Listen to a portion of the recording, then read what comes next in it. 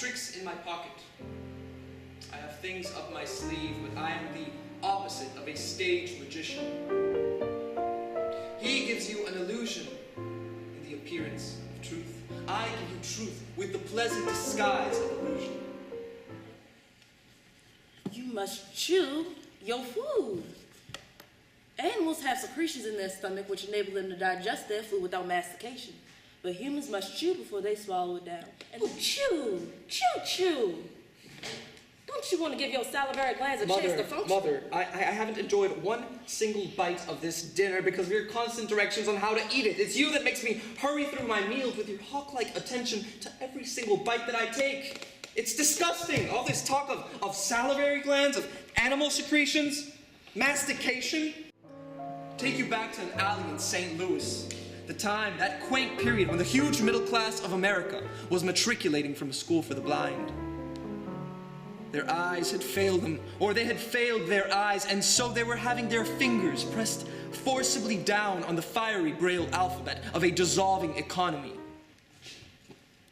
Now what are you doing? I'm trying to save your eyesight.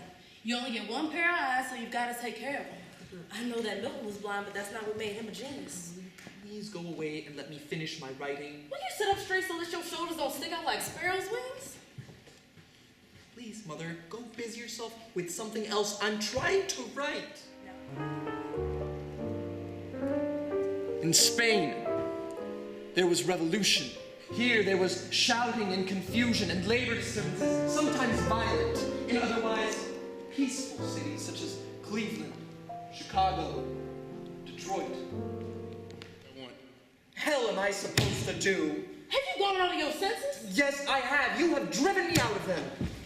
Don't you talk to me like that, you big idiot. Look, Mother, there's not a single thing left in this house that I could call my own. Lower your voice. Yesterday, you confiscated my books. You had the nerve to... I took that horrible novel by that insane Mr. Lawrence back to the library. I can't control the output of a diseased mind or the people that cater to him. I won't allow such filth in my house. No. House? Who pays the rent on this house? Who makes a slave of himself to every single... Don't you talk to me like that. No, I mustn't say anything at all. I've just got to let you do all the talking. Let me tell you something. I don't want to hear anymore. That is the social background of the play. The play is memory. Being a memory play, it is dimly lighted. It is sentimental. It is not realistic. In memory, everything seems to happen to music. That explains the fiddler in the wings. I am the narrator of the play, and also a character within it. The other characters are my mother, Amanda, my sister, Laura, and the gentleman caller that appears in the final scenes. He is the most realistic character, being an emissary from that world that we were all somehow set apart from. Keep yourself fresh and pretty for the gentleman callers. I'm not expecting any gentlemen callers. Well, the nice thing about them is they come when they're least expected. Laurel, this is Jim. Jim, this is my sister, Laura. I didn't know Shakespeare had a sister. How you doing, Laura? Hi. Push your hand a little bit higher.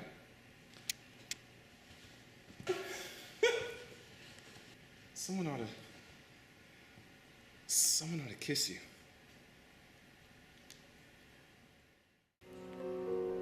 But having a poet's weakness for symbols, I will also use this character as a symbol for that long-delayed but much expected something that we all lived for.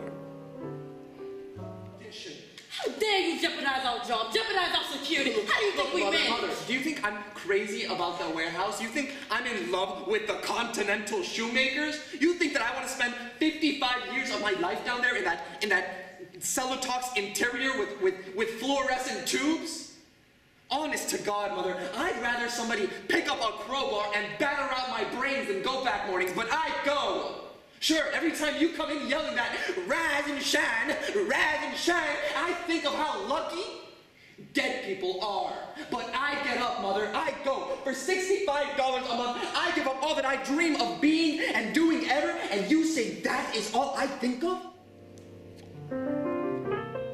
There is a fifth character in the play that that doesn't appear other than in the photograph hanging on the wall. Oh, Mother, if Seth was all I thought of, I'd be where he is, gone, as far as the system of transportation reaches. Whenever you see the picture of this grinning gentleman, please remember that he is our father who left us. He was a telephone man who fell in love with long distance. And so he got out of his job at the telephone company and skipped the light fantastic out of town. Last we heard of him was a picture postcard from the Pacific coast of Mexico with a message containing only 2 words. Hello, goodbye, and no address.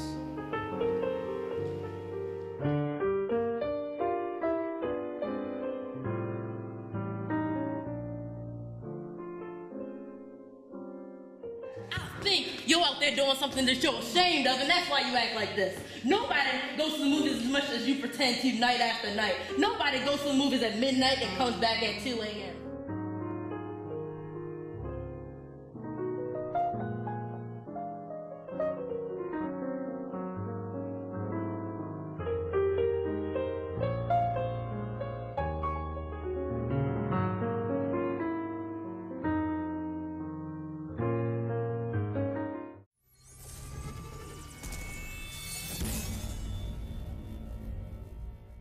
I want to know where you're going. I'm going to the movies. I don't believe that lie.